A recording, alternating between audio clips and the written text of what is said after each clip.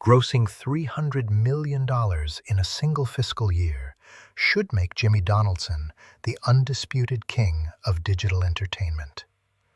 But behind those headline vanity metrics lies a massive corporate pivot that traditional media outlets have completely failed to comprehend. MrBeast is no longer running a content network. He is aggressively transforming his massive global audience into an entirely captive financial ecosystem. When Beast Industries quietly finalized the total acquisition of the youth fintech banking platform, Step, casual observers assumed it was a simple marketing asset or a minor side investment. It was actually a masterclass in long-term platform independence.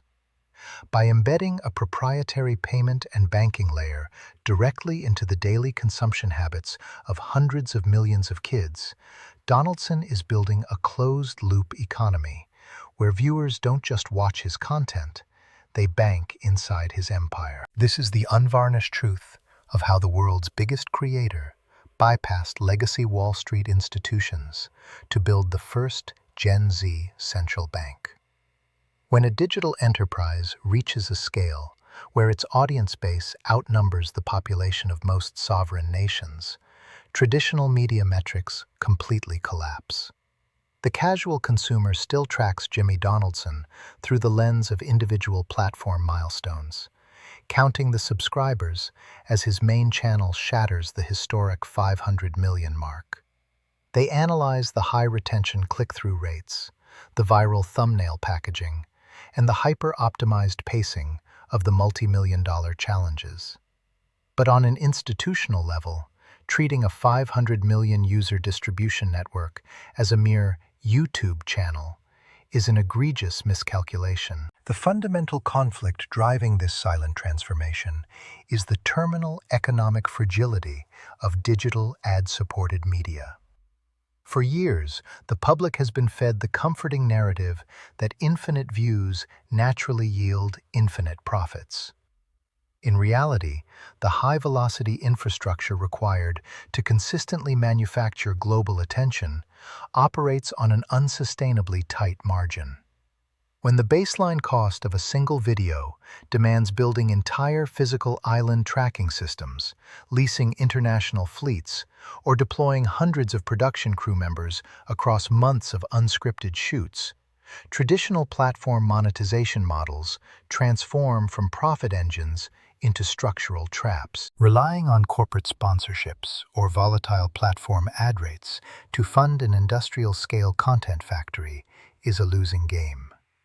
The distribution gatekeepers can alter their algorithmic weightings or squeeze creator revenue splits with a single line of back-end code. To insulate a multi-million-dollar production matrix from this platform dependency, Beast Industries had to aggressively execute a strategy that legacy media corporations have spent decades attempting to solve: the total captured monetization of human attention. The acquisition of the fintech platform Step was the definitive declaration of this sovereign corporate warfare. By integrating an institutional banking layer directly into his media ecosystem, Donaldson didn't just launch another piece of celebrity merchandise. He effectively established a closed-loop macroeconomic system. The audience is no longer just a passive viewer base to be sold to third-party advertisers. They are active deposit assets inside a proprietary financial network. This corporate maneuver fundamentally destabilizes the traditional banking pipeline. Legacy Wall Street firms spend hundreds of millions of dollars annually on customer acquisition costs, struggling to build native brand loyalty with a younger demographic that views traditional banking institutions with deep cynicism. MrBeast completely bypasses this friction. By introducing a co-branded FDIC-insured financial product directly into the daily content feed, Beast Industries converts cultural trust into instant transaction velocity. The strategic implications of this shift extend far beyond simple financial literacy tools or viral giveaways. By commanding both the distribution network that manufactures human desire, and the underlying banking rails that process consumer capital. Donaldson is systematically cutting out the financial middlemen. Every transaction, peer-to-peer transfer, and capital deposit, executed within this closed loop, generates interchange fees and liquidity balances that stay completely inside the cartel's sovereign treasury. The feed is no longer just an entertainment platform. It has become the front desk of a borderless financial monopoly, engineered to capture the lifelong economic velocity of the next generation. To understand why an international digital media engine must violently pivot into heavy financial infrastructure, you have to audit the terminal production deficit hiding directly behind the views. For over a decade, digital entertainment networks operated on a predictable linear equation. Higher click-through rates generated more platform AdSense, which in turn funded the next piece of media. But by mid-2026, the baseline cost to engineer a chart-topping MrBeast production has completely broken through the upper limits of traditional platform advertising yields. When a single multicam video feed requires leasing entire sporting arenas, fabricating custom industrial-grade set pieces, and distributing millions of dollars in liquid cash prizes to hundreds of participants, a standard corporate brand deal ceases to be a profit driver. It becomes a minor production subsidy. Traditional platform payouts are a dropping bucket against hyperinflationary digital overhead, turning the world's largest content creator into a structural hostage of his own massive production scale. This is the exact bottleneck that forced Jimmy Donaldson to construct high-margin corporate shields designed to generate the liquid profit that content creation actively burns. The initial tactical phase of this survival strategy relied heavily on fast-moving consumer goods, FMCG. The massive retail distribution expansion of Feastables chocolate bars and the subsequent launch of Lunchly were not casual merchandise drops. They were engineered as high-margin capital engines designed to exploit a massive, unparalleled distribution network, his own audience. By capturing physical shelf space real estate inside every major global supermarket chain across the continent, Beast Industries bypassed the digital algorithm's advertising bottleneck entirely, converting digital views into physical foot traffic. The profit margin on a physical snack asset is exponentially more stable than a fluctuating digital CPM. However, scaling physical inventory introduces highly volatile real-world distribution friction. The dramatic rise and subsequent corporate downsizing of his virtual restaurant model, MrBeast Burger, served as a brutal lesson in the dangers of unmanaged infrastructure scaling. Operating a decentralized ghost kitchen network across thousands of independent third-party kitchens meant that quality control could not be automated or centralized. When local operators delivered subpar products, the fallout didn't just hurt a local franchise. It actively diluted the core brand equity of the entire media network. Recognizing that an unmonitored supply chain posed an existential threat to his sovereign consumer trust, Donaldson aggressively restructured the operation down to roughly 400 premium locations, choosing to ruthlessly protect his brand value over unmanaged scale. But the ultimate, hyper-calculated structural takeover occurred when Beast Industries officially finalized the total corporate acquisition of the youth-focused mobile banking and fintech platform, Step. Following strategic patent and trademark filings for the MrBeast Financial and Beast Financial labels, this buyout marked the definitive birth of a closed-loop digital economy. The underlying financial architecture represents a total masterclass in platform independence, bypassing traditional Wall Street banking intermediaries completely. By inheriting over 7 million active banking accounts overnight from a platform that previously raised $500 million from legacy tech firms and celebrity angels, Beast Industries achieved the holy grail of modern corporate finance, a near-zero customer acquisition cost, CAC. While traditional legacy banks spend billions of dollars annually on marketing campaigns just to convince teenagers and young adults to open a basic checking account, MrBeast commands that exact demographics trust implicitly through the screen. The application does not function as a standard celebrity endorsement. It operates as an all-in-one financial ecosystem where users build credit history, manage micro-investments, and receive direct payroll deposits natively within the corporate ledger. Supported by his massive institutional equity raises, including a recent $200 million equity infusion from global cryptocurrency treasury firm Bitmine, the fintech platform processes peer-to-peer payments, handles microloans, and collects transactional interchange fees that route directly back into the parent company's balance sheet. Donaldson is no longer just selling candy bars or recording viral stunts. He has successfully engineered an independent financial network for the next generation. This strategy completely insulates his empire from platform dependency, shifting his core revenue model from volatile media views straight into the high-retention banking rails of a self-sustaining financial cartel. When an agile, hypervelocity content factory collides directly with the heavily fortified walls of federal financial regulation, the corporate playbook must be fundamentally rewritten. The primary operating advantage of Beast Industries has always been speed.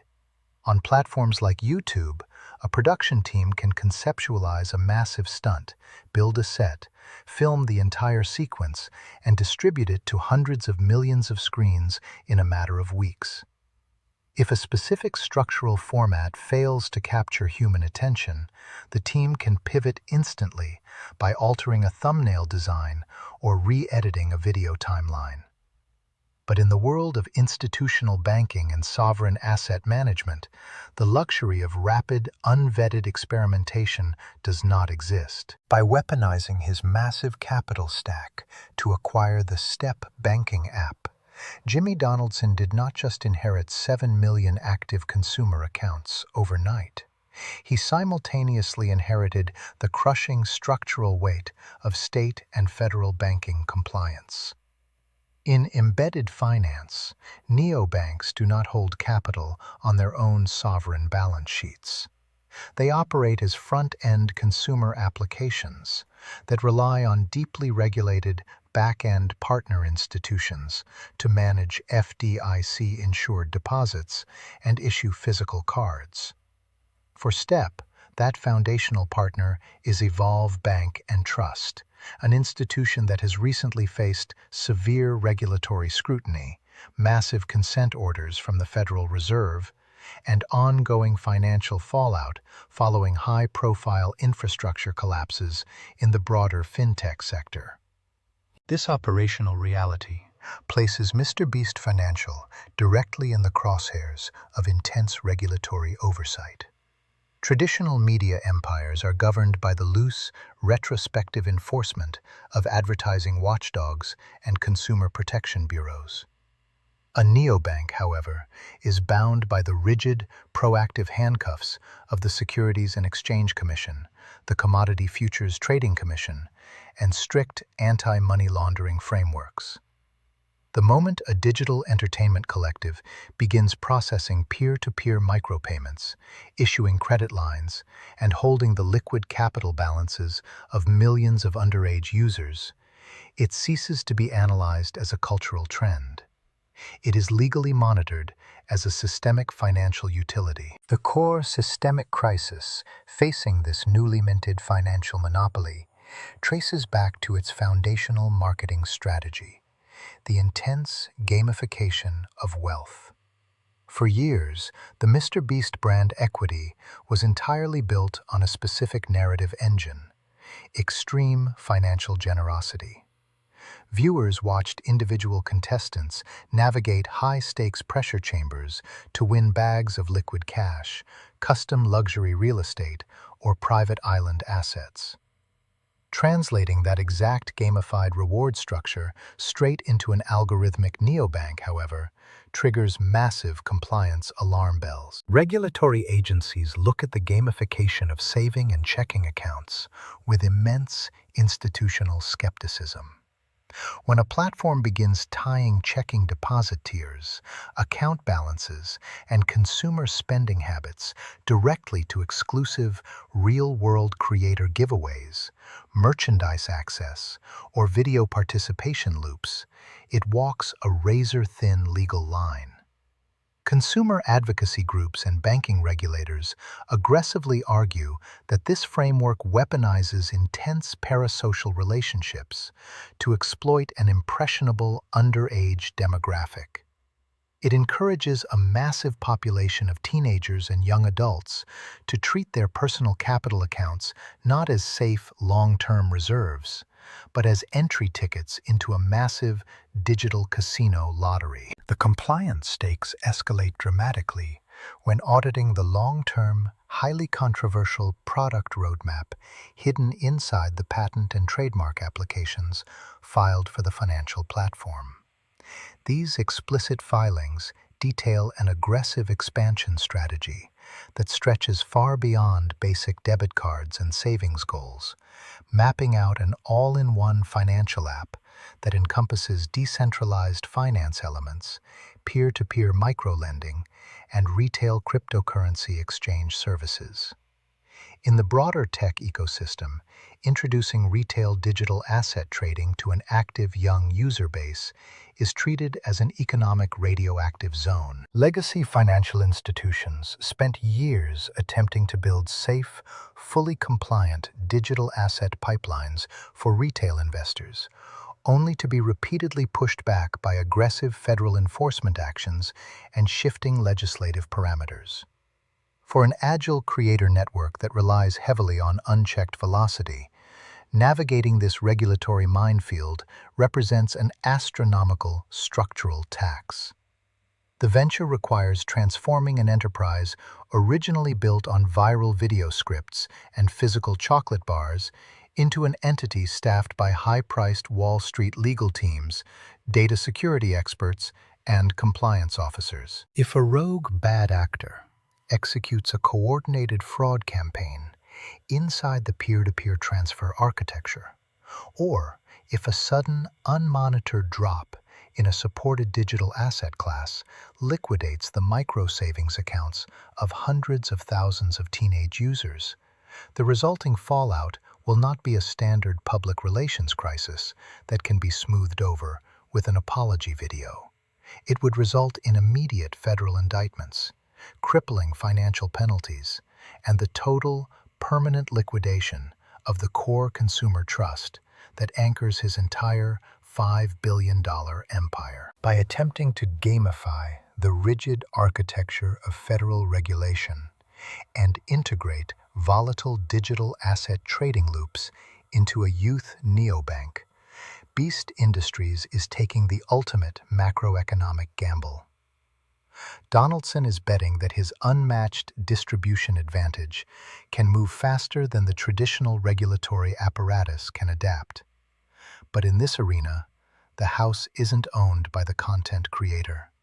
It is owned by the state, setting up a brutal structural friction where the world's most aggressive attention cartel must either completely professionalize its infrastructure or watch its newly built central bank get systematically dismantled by the absolute power of sovereign law. The endgame of this financial transition exposes a cold macroeconomic truth.